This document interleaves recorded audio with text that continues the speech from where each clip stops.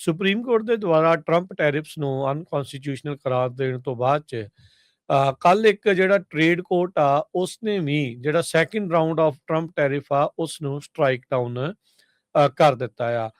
Trump ਹੋਣਾ ਨੇ 10% tariff ਜਿਹੜੇ ਆ ਉਸ ਤੋਂ ਬਾਅਦ ਚ ਆਪਣੇ ਵੱਲੋਂ ਠੋਕੇ ਸੀਗੇ, ਤੇ ਹੁਣ ਜਿਹੜਾ ਜਿਹੜਾ ਟ੍ਰੇਡ ਕੋਰਟ ਹੈਗਾ ਆ, ਕੋਰਟ ਆਫ ਇੰਟਰਨੈਸ਼ਨਲ ਟ੍ਰੇਡ, ਉਹਨਾਂ ਨੇ ਵੀ ਜਿਹੜੇ ਵਰਲਡ ਵਾਈਡ ਟੈਰਿਫਸ ਆ ਉਹਨਾਂ ਨੂੰ ਵਾਪਸ ਲੈਣ ਦੀ ਗੱਲ ਆਖੀ ਆ। ਕਹਿੰਦੇ ਵੀ ਬਹੁਤ ਸਾਰੇ ਜਿਹੜੇ ਇੰਪੋਰਟਰਸ ਆ ਉਹਨਾਂ ਦੇ ਲਈ ਇਹ ਖੁਸ਼ਖਬਰੀ ਆ, ਖੁਸ਼ੀ ਵਾਲੀ ਜਿਹੜੀ ਗੱਲ ਆ, ਵਿਕਟਰੀ ਆ, ਜਿੱਤ ਆ, ਤੇ ਟਰੰਪ ਐਡਮਿਨਿਸਟ੍ਰੇਸ਼ਨ ਦੇ ਲਈ ਇਹ ਇੱਕ ਸੈਟਬੈਕ ਹੈਗਾ ਆ। ਕੋਰਟ ਦਾ ਡਿਸੀਜਨ ਕਹਿੰਦੇ ਵੀ ਉਦਾਂ ਲਿਮਿਟ ਕੀਤਾ ਗਿਆ 2 ਇੰਪੋਰਟਰਸ ਦੇ ਲਈ ਜਿਨ੍ਹਾਂ ਨੇ ਇਹ ਚੈਲੰਜ ਕੀਤੇ ਸੀਗੇ ਟੈਰਿਫਸ ਨੂੰ ਸਟੇਟ ਆਫ ਵਾਸ਼ਿੰਗਟਨ ਦੇ ਜਿਹੜੇ ਉਹ ਨਾਲ। ਸੋ ਇਹ ਕਹਿੰਦੇ ਵੀ ਅਜੇ ਪੂਰਾ ਕਲੀਅਰ ਨਹੀਂ ਆ ਵੀ ਕੀ ਬਾਕੀ ਜਿਹੜੇ ਇੰਪੋਰਟਰਸ ਆ ਉਹਨਾਂ ਨੂੰ ਵੀ ਫਾਇਦਾ ਹੋਊਗਾ ਜਾਂ ਨਹੀਂ, ਵੀ ਉਹਨਾਂ ਨੂੰ ਇਹ ਜਿਹੜਾ 10% ਟੈਰਿਫ ਦੇਣਾ ਪਊਗਾ ਜਾਂ ਨਹੀਂ।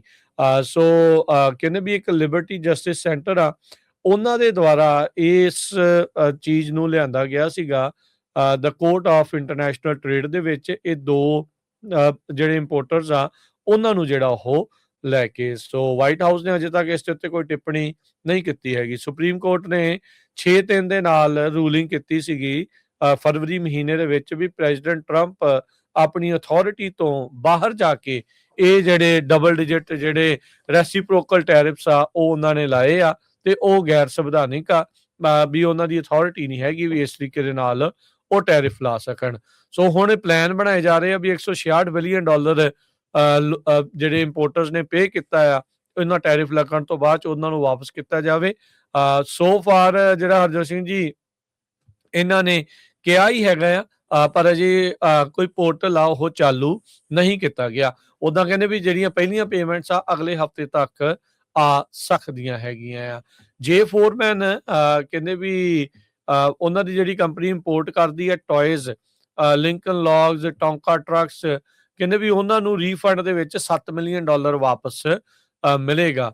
ਕਹਿੰਦੇ ਵੀ ਇਹਨਾਂ ਦੀ ਕੰਪਨੀ ਉਹ 2 ਜਿਹੜੀਆਂ ਸਕਸੈਸਫੁਲ ਕੰਪਨੀਆਂ ਦੇ ਵਿੱਚੋਂ ਇੱਕ ਸੀ ਜਿਨ੍ਹਾਂ ਨੇ ਇੰਟਰਨੈਸ਼ਨਲ ਟ੍ਰੇਡ ਕੋਰਟ ਦੇ ਵਿੱਚ ਜਾ ਕੇ ਜਿਹੜੇ 10% ਟੈਰਿਫ ਆ ਉਸ ਨੂੰ ਹਟਵਾਇਆ ਹੈਗਾ ਆ।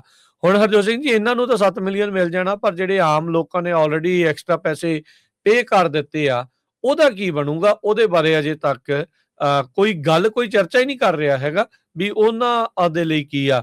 ਕੰਪਨੀਆਂ ਦਾ ਸਾਰਾ ਜਿਹੜਾ ਟੈਰਿਫਸ ਦਾ ਬੋਝ ਆ ਉਹ ਕੰਜ਼ਿਊਮਰ ਨੇ ਜਿਹੜਾ ਉਹ ਮੋਢਿਆਂ ਦੇ ਉੱਤੇ ਆਪਣੇ ਚੱਕ ਲਿਆ, ਤੇ ਹੁਣ ਉਹਨਾਂ ਦੀ ਕੋਈ ਬਾਤ ਵੀ ਜਿਹੜੀ ਉਹ ਨਹੀਂ ਪੁੱਛ ਰਿਹਾ ਹੈਗਾ। ਇਵੈਂਚੁਅਲੀ ਜਿਹੜੀਆਂ ਕੰਪਨੀਆਂ ਆ ਉਹਨਾਂ ਨੂੰ ਟੈਰਿਫ ਤਾਂ ਜਿਹੜੇ ਵਾਪਸ ਮਿਲ ਜਾਣਗੇ। ਸੋ ਹੋਪਫੁਲੀ ਉਮੀਦ ਹੈਗੀ ਆ ਵੀ ਆਮ ਲੋਕਾਂ ਤੱਕ ਵੀ ਇਹ ਵਾਪਸ ਜਿਹੜੇ ਵਾਧੂ ਪੈਸੇ ਦਿੱਤੇ ਆ, ਡਾਲਰ ਦਿੱਤੇ ਆ, ਉਹ ਵਾਪਸ ਆ ਜਾਣ।